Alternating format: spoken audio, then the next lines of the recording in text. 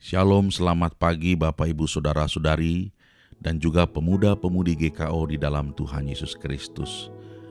Pagi ini Selasa 14 Juni 2022, kami mengajak saudara-saudari untuk mengikuti renungan harian yang dikeluarkan oleh Sinode Gereja Kristen Oikumene di Indonesia dengan berpedoman pada pola pembacaan Alkitab 4M.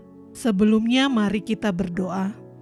Allah Bapa, Anak dan Roh Kudus, kami bersyukur untuk kehidupan dan keselamatan kekal yang Tuhan anugerahkan bagi kami semua sampai dengan pagi hari ini.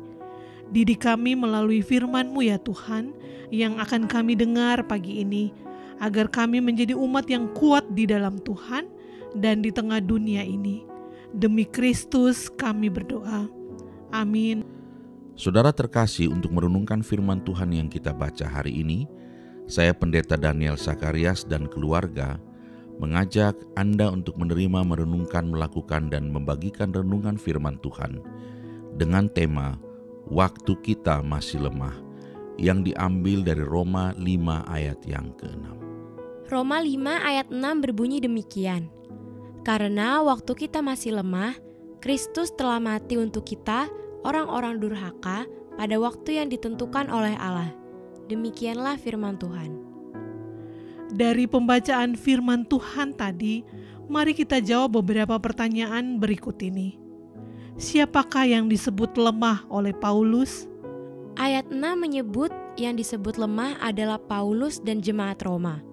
Namun, pengertian Paulus di sini bukan terbatas hanya kepada penulis dan pembaca surat. Tetapi secara universal, Paulus berbicara tentang semua manusia. Kapan manusia itu dikatakan lemah? Rasul Paulus menggunakan kata lemah yang arti rohaninya berarti ada masa di mana karena dosa, manusia tidak tertolong atau tidak sanggup menolong dirinya sendiri, tidak berdaya, tertindas dan terjajah, dan diperbudak oleh dosa. Manusia tidak sanggup melawan dan mengalahkan dosa. Situasi seperti itulah yang dimaksudkan Paulus sebagai waktu kita masih lemah. Apa yang menyebabkan manusia menjadi lemah? Kekuatan manusia secara rohani ada pada Allah saja. Dan ketika manusia mengizinkan dosa masuk dalam dirinya, maka pada saat itu manusia keluar dari kekuatan Allah, lalu masuk kepada perbudakan dosa. Dalam perbudakan dosa, manusia kehilangan kekuatan sejatinya. Manusia secara rohani menjadi sangat lemah, dan kegelapan terus menguras potensi rohani sampai manusia tak lagi punya keinginan untuk mencari Tuhan. Persis yang dikatakan Yesus, "Di luar Aku, kamu tidak bisa berbuat apa-apa." Lalu apa yang harus kita lakukan sekarang? Ada dua hal yang harus kita lakukan. Pertama, kita setelah ditebus Kristus menjadi orang yang berdaya di dalam Allah. Oleh karena itu, jangan lagi bermain-main lagi dengan dosa. Karena sekalipun kita meyakini bahwa kita sudah percaya kepada Kristus dan sudah ditebus Kristus, namun jika kita masih terus membiarkan diri kita bermain-main dengan dosa, maka kita ibarat seperti tentara yang kalah perang, terlucuti persenjataannya, tidak efektif di tangan Tuhan.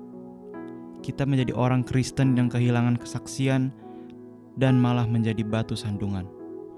Yang kedua, bila yang masih berada di dalam situasi lemah adalah sesama kita, maka kita wajib menolongnya untuk menyadari bahwa ia lemah karena membiarkan diri diperbudak oleh dosa.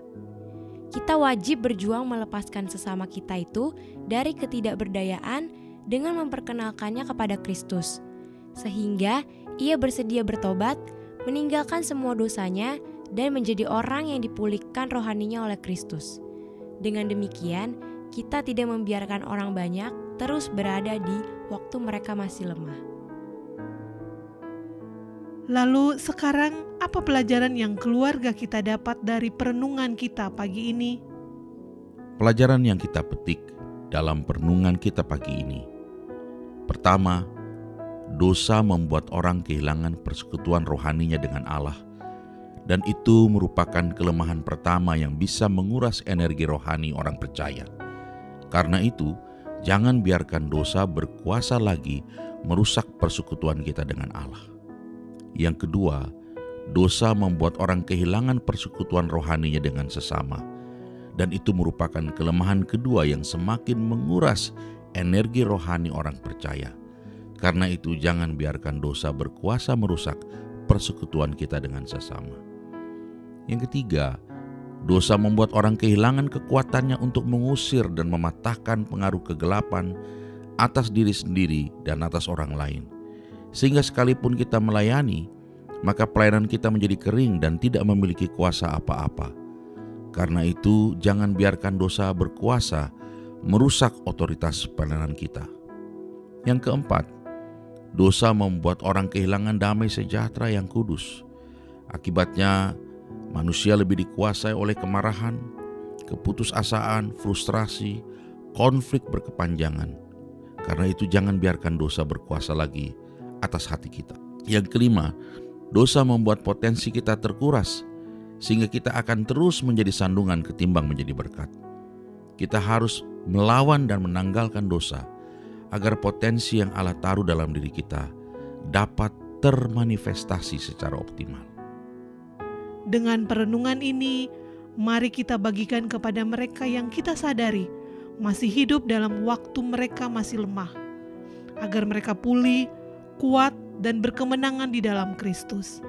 Bapa, kami sadar bahwa Kristus sudah menebus kami, sehingga kami tidak lagi menjadi lemah karena dosa.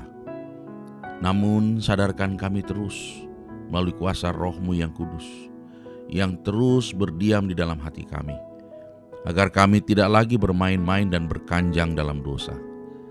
Kami rindu menjadi orang yang berdaya di dalam Engkau, sehingga kami mampu mengalahkan dan melakukan dosa yang terus menggoda kami. Bahkan lebih dari itu ya Tuhan, kami juga dimampukan oleh Tuhan untuk menolong teman-teman kami yang masih diperbudak dosa dan berada di waktu kelemahan mereka. Dalam menjalani hari ini kami mohon hikmat, kuasa, dan penyertaan-Mu ya Tuhan, agar apa yang kami lakukan hari ini dibuat Tuhan berhasil. Demi Kristus kami berdoa. Amin. Demikianlah renungan kita pagi ini. Kiranya kasih karunia Allah menyertai saudara semua. Salam damai sejahtera buat kita semua.